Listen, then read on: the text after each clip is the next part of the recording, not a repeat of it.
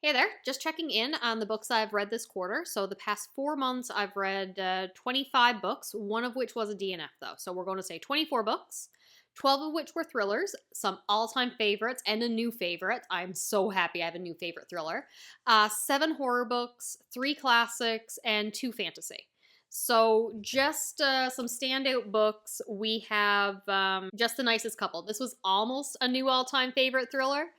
I absolutely adored it. It played right into my anxieties, but I can definitely see some other people having some criticisms for it. So you have two couples.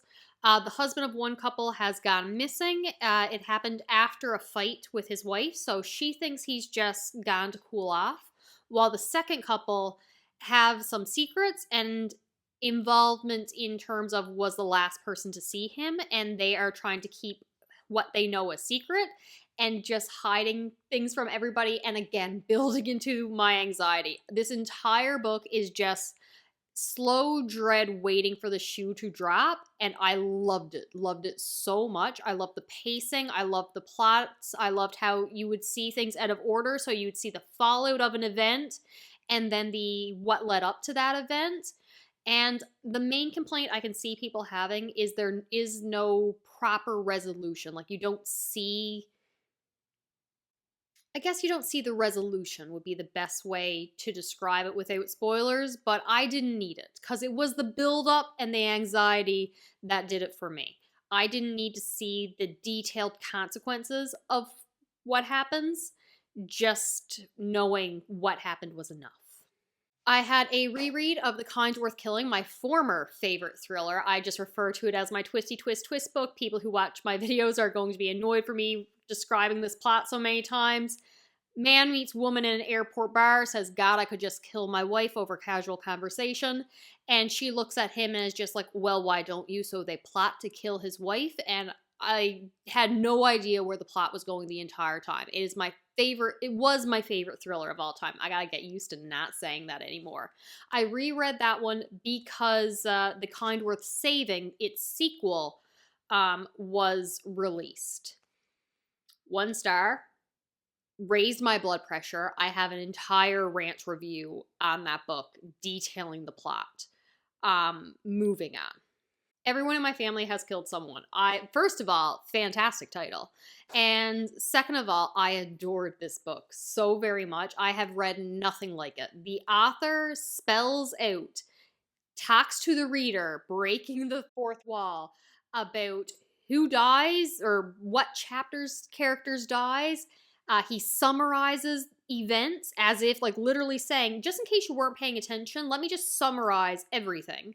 And right before a reveal, he says, all right, I have figured it out. Here are all the clues you need to figure it out yourself, and then explains the reveal. So, did you catch it? No, I did not. Okay, parts of it I did. That's besides the point. Essentially, crime family, or family that's got a lot of involvement and are always tangential to crime, so the police don't like them. And then family reunion on a ski hill, murder and body shows up. Actually, multiple murders show up, and the most gruesome torture method I have ever read. Despite this book mostly being humorous and a comedy, it definitely has some dark moments, and I adore it. I love the tone. I loved everything. All right, my new favorite thriller of all time. Review, obviously, on channel. Not as detailed as I would like. I will have to reread this book when I get back from my coworker, who I have lent this book to because I'm pushing it on everyone. The Last Word by Taylor Adams. This man was trying to give me a stroke while I was reading this because I was so petrified for this character. And her dog. There's a dog in there. If you need to know if the dog survives and everything, you can look that up online. It's easily to find. It was a concern the entire book of mine. Woman writes a 1 star review of a book that she despises, and the author reaches out basically saying, hey, take this review down. She says no, and then strange things start happening around her home. She's completely isolated. Her neighbor is pretty far away, or the closest neighbor is far away. And by God, the action, the fear I had for this woman, the fast pace happens over a very short time span. I love this book. It is my new favorite thriller of all time. I will be rereading it. the second I get it back from my coworker. So I hope she loves it so I can get it back soon. Sadly, none of the horror or fantasy books that I read are going to make it to new favorites, so no standouts there. But in the classics, I was not expecting to love The Stranger as much as I did. Like, oh my god, I felt hollow and hurt after reading it. I'm jealous of every single person who studied this in high school because I want a class group discussion. I want someone to walk me through the themes and all the little symbolisms that I missed. So, the most boring, disconnected man ever is going through his life. Tragic things are happening to him, and he is not responding as society would expect him to. And then there is a trial, there is a murder trial, and once again, he is not responding how one would expect. And for that, people are judging him, and there's commentary on society and nihilism, and I was destroyed after reading this book. Absolutely adore it. I need to reread this. Like, I want to learn French so I can read it in its original language. I have tried to learn French before. It did not go well. Okay, I'm not actually going to learn French, but I want to. All right, so last year I attempted to keep track of my reading with this little reading journal, and you can kind of see that I gave up pretty early on. Yeah, by August, I was completely done with keeping up with drawing in the book covers and really keeping track of it. It did not help that the cat stole my pen, which I never did get back. My orange pen is completely gone. Don't know what he did with it. So this time instead, I'm just going to try to keep track of my reading via quarter like this so I can just sit down one day and write it all out. The only stats I really care about keeping up with are going to be whether or not I borrowed the book from a library or other site, or if I own them. My goal is to get down on the books I own off my physical TBR, so I failed that this quarter. Only 37% of the books I read were owned, so I need to work on that. I have started to try to keep track of whether or not I read from male authors or female authors, just because when I was in grad school and getting back into reading again, I only had the time to read like one book a month. Like, my Audible credit was the only book I listened to, and that was it. Maybe a couple from the library, but that like really was one a month. And I realized at the end of the year, it was nearly exclusively male authors. I'm like, I should probably make an attempt to balance that out. Same reason why I'm starting to try to keep track of where the author is from that I'm reading, just so I want to kind of try to read a book from everywhere in the world. That just sounds like a fun challenge to do, but also read more diverse stories. Things don't get stale, so I am trying to do that consciously. It's not working out as well as I would like, but I'm making an attempt. Keeping track of star ratings, it is very nice to try to see if I'm actually enjoying the books I'm reading, and thankfully I am. Majority were 5 stars, though there are definitely more 2 stars than I would like. 3 stars are the ones that really just annoy me because they're just, it wasn't good, it wasn't bad, it was fine. That being said, I do always make an attempt to not actually give a 3 star. It's either going to be a 3.5 or a 2.5, meaning 3 is exactly average, and 3.5 is, it was average, but I didn't mind it, it was fine. And 2.5 is, I can see it being average, but really I didn't enjoy it.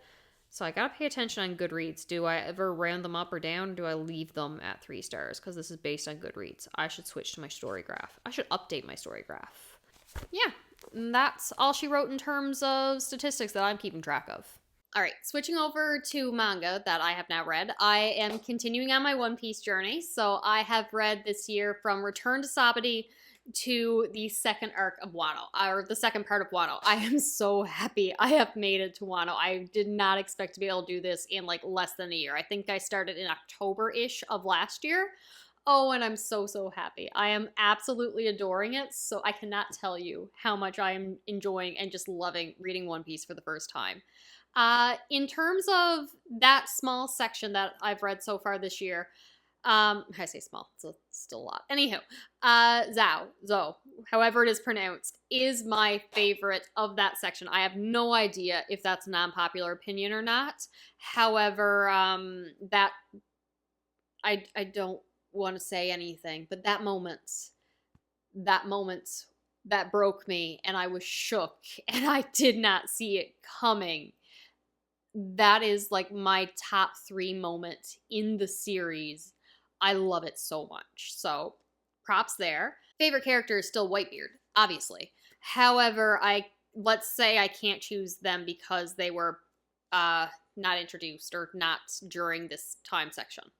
I think I'd have to go with Law. I know he wasn't introduced. He was in this section either. However, he really stood out between Punk Hazard and Dressrosa, and that was really more his focus. So I feel confident that I should be allowed to say, of the characters explored in this section, I'd have to go with Law for a favorite. I've read Chainsaw Man volumes 9, 10, and 11, and then I have started part 2, which is currently ongoing. I haven't continued since the last video that I posted about it, just because I'm waiting for it to get decently far ahead so I can binge it. But absolutely adoring Chainsaw Man. Denji is a delight, and I'm actually enjoying part 2 more than part 1 because my sweet darling boy needs to go to school and get an education and learn some self-worth. So love that. Denji is an all-time favorite character just in general. So I'm very excited to eventually continuing on with Chainsaw Man. I read what I can only assume to be the first saga of My Happy Marriage. It was cute, however, I do not think I'm continuing on in this. Just, girl is in an arranged marriage, and family was terrible, so she got to make marriage work. They're now engaged, and I can see it being a lot of, oh, I'm attracted to this person, so let me brush, and oh, let it be confused for a fever, and him be worried about my health. There's also superpowers and magic powers, which I adore, but you're getting married, okay? You guys should be adults. I'm not doing this, oh, does he like me kind of vibes. Like, I'm done. I'm done with this one. I am. I'll probably watch the anime when it comes out to give it a try, but I think I'm done with the manga. Spy Family. I honestly have no idea how many chapters I've read, but I was caught up a while ago. Still a delight, still loving it. I will be continuing on, just again, waiting for a couple chapters to get ahead so I have more to binge. No, when I get caught up to One Piece, I will not be letting it get ahead so I can binge. I will be reading it week by week. And finally, there is Monster, which I've started. I've only read the first volume. Where is it? Here's volume 2 that I have of the special edition, so I will be continuing this shortly. I'm just going to finish the first arc of, or the first saga, whatever it is, of Hunter x Hunter, the anime, and then I'll be going into this, so I'm going back and forth between the Hunter x Hunter anime, reading the volumes of Monster manga, and then I'm also really interested in watching some of the anime for this one. While I'm talking about manga, so please hold, I was not going to buy Hellsing. I was not. But the universe put this in my bookstore. I seen it. It was beautiful. I couldn't say no to the universe. I couldn't do it. This is gorgeous. This is the most beautiful thing I own. Like, I can't tell. Like, it's so soft. The leather is gorgeous. The pictures are great. The quality of the paper is great. I now see why people want the deluxe special fancy editions. Like, I don't want to own Berserk. I plan to eventually read that digitally, because really the black covers with the red letters just not doing it for me. I don't like it. But like, I'm holding this and I'm like, I love this. So eventually I gotta read Hellsing, apparently. Yes, I have no self-control and a completion complex or something. So now I need to get the other volumes of this. I'm also doing half decent with collecting the Bungo Stray Dogs volumes, so I will be getting those eventually all done, and I'll start that after Monster. But those are future plans, and I suck at TBRs. So that's all. I'm going to take off.